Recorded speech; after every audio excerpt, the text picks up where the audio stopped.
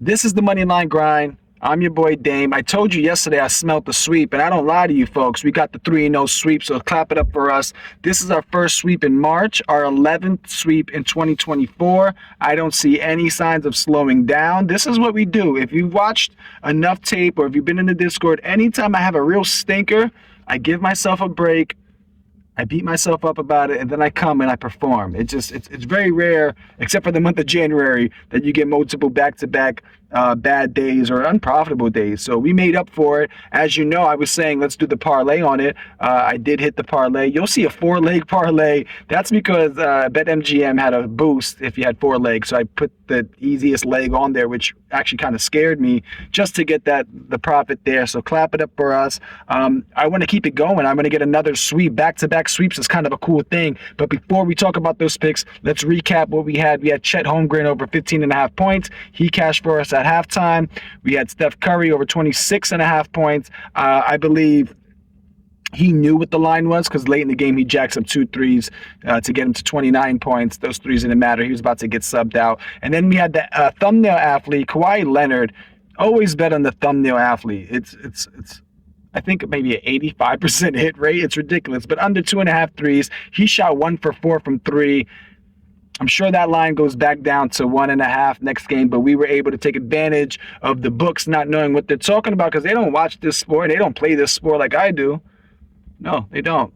I guarantee you they don't. They just have data. But anyway, let's get to the 3 picks. Coming straight off the bat, a guy we've never bet on, Terry Rozier. I'm saying over 21.5 points plus assists, minus 125 on MGM. Miami Heat going into Dallas. Rozier averaging 26.5 points plus assists on the season, although we are seeing a dip at about 21 points plus assists in his last 10. That is because he has not been shooting the ball very well. I think against Dallas with the backcourt of Doncic and Kyrie, he might have a couple more opportunities to have some easy scoring.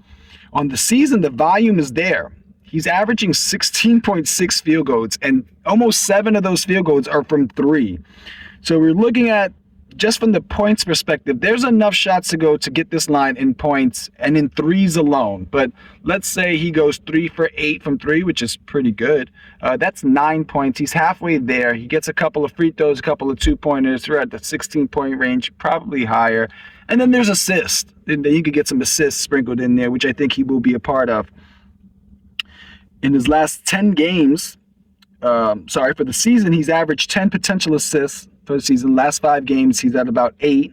With the Mavs being the 7th fastest paced team in the last 10 games, I think this just provides way too many opportunities in transition for a team that can't guard guards anyway. So I do see some easy buckets for Terry Rozier today. If I had to guess, I think we're looking at an 18, 19-point game, 3 or 4 assists. I would love if he just cleared this line in points by itself, but that's just my analysis. Second pick, I'm taking Kevin Durant over 12.5 rebounds plus assists. They're at home versus the Raptors. This is minus 125 on DraftKings. No Booker tonight, so we can assume KD gets a couple more opportunities to share the ball. More potential assists. Speaking of potential assists, Kevin Durant averages 5.5 assists a game with about 9.7 potential assists. Typically, you want to see about a 50% conversion. So if he's averaging 10 potential assists, you want to see 5 real assists. He's above this. He's closer to, he's at 5.5 assists. With 9.7 potential. So he's above the normal clip rate that I like to see when I'm looking at potential assists. Raptors also allow the most rebounds in the league over the last 5 games. This is largely due to no Podol, no Scotty Barnes. They won't be playing as it is. And then opponents also average the 6th highest assists per game in the last 5. This is perfect for KD. I don't see how he doesn't get 6 or 7 assists, 4 or 5 rebounds. Final pick, which is no laughing matter. We're going with the Joker, Jokic, over 47.5 points plus rebounds plus assists. We'll keep it light here. Joker, he's hit this line in 56% of games, 4 in his last 7. Out of those last 7, he's averaging 50 PR. I should have looked at the numbers in those 4 wins because I think it's closer to like 60 PRA. Both teams coming off tough losses. Celtics blew it against Cleveland.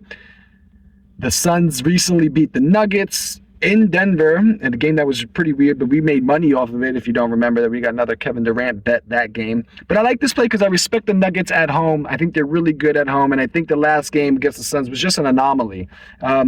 On the season at home, they're third in field goal percentage, ninth in rebounds, third in assists, ninth in points per game, and first in assist to turnover ratio. His only game versus Boston this season was a very low-scoring game, 100 points to 102, and he still had 55 PRA. I think he gets this done pretty easily tonight. As we all know, high usage for Jokic. He needs to be in the game if they want to win. I'm sure they're looking at this game as a measure-up game. They want to see where they measure up to with Boston. I actually do think they beat Boston tonight, but we're not betting on that. As you know, I'm putting this on a parlay. Parlay is plus 556. This is on DraftKings because you get an insurance bonus if you miss. Take your 1250, turn it to 82. Good luck today. I hope I could sweep them again. I'm happy I did call the last one, though. Best of luck on your bets.